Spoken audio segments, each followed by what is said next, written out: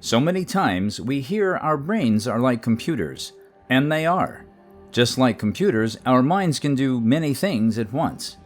But just like computers, when you have too many open programs, it can crash and slow down, causing havoc.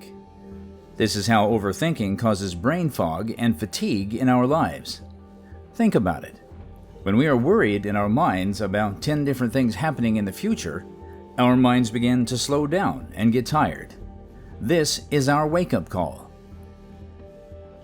It's time to conquer our minds and start participating in your life and not just thinking about it. Bring yourself to the present moment and start living in the now. Mindfulness is the awareness that happens when we pay attention on purpose in the present moment without judgment. Do you ever feel like you are awake, but on another level, life is just passing you by? Who is at the steering wheel of your car, aka your life?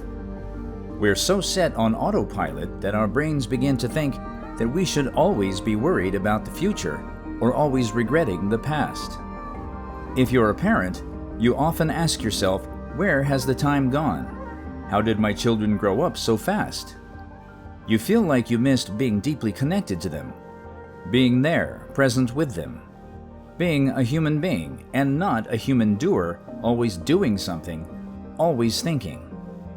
Does mindfulness have the power to help you have more of a sense of mental stability in a way that the mind can be more stable, more present, more focused, more engaged? When you begin your mindfulness journey, you stop to smell the roses and hear the wind rustling through the leaves. That is when you feel the soft skin on your child's face. Mindfulness is a path to self-discovery and growth. It's the beginning of you becoming more attentive to the present moment, the time to start participating in that act of being alive. One way to practice mindfulness when you wake up in the morning is to take a few moments while you are lying there in bed. Take a few breaths and feel the breath in your body. Open your eyes and notice the sounds around you or the light coming through your window. When you do this, you practice grounding yourself on purpose, being in the moment. Have you found yourself often saying, I missed it, I was so lost, I was so stressed out? Stress is always going to be there. Stress is not a bad thing. Mark Twain said, "My life has been filled with terrible tragedies, most of which have never happened." Our brains are always catastrophizing about the things way out in the future that have never happened. Learning about ourselves through mindfulness can help us grow, so during hard times and stress, we don't fall into the same old reactive patterns. You rewire your brain to show up differently. You have tools to address stress, address tension in your body, to address thinking that feels overwhelming. When any of these feelings arise, it's time to take a breath, take a walk, and get more space. Neurologically, what this causes is a rebalance that comes with mindfulness or meditation. You can practice this in many small moments throughout the day. Do this to recalibrate.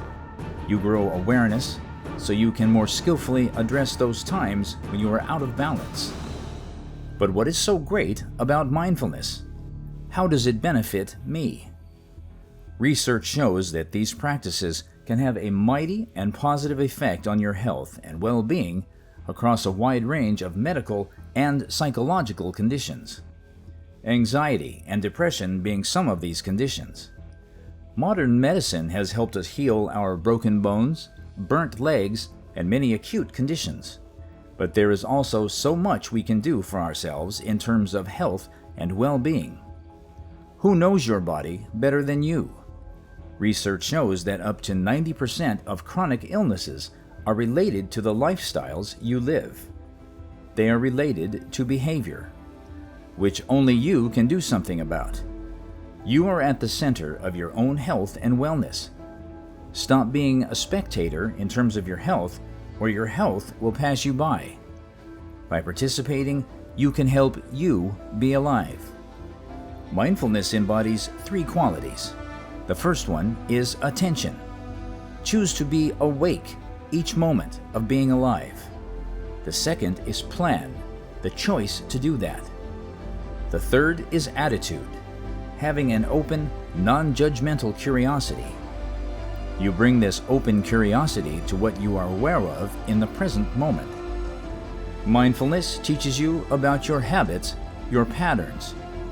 It's a training ground for developing that kind of resilience, that kind of stability, that kind of capacity to catch ourselves when we are steering into our usual conditioned habits, activities, and patterns. Stop and be aware of your old ways. You grow your capacity not only to handle situations differently, but to be able to reflect that you have just gone down the same old road you have always gone down. You begin to have these learning moments, aka mindful moments. You examine situations through a non-judgmental lens for understanding. Through that understanding, it brings about change in how you handle the same situation next time. If you like this video about mindfulness, you will enjoy this other video on how to be very demure, very mindful.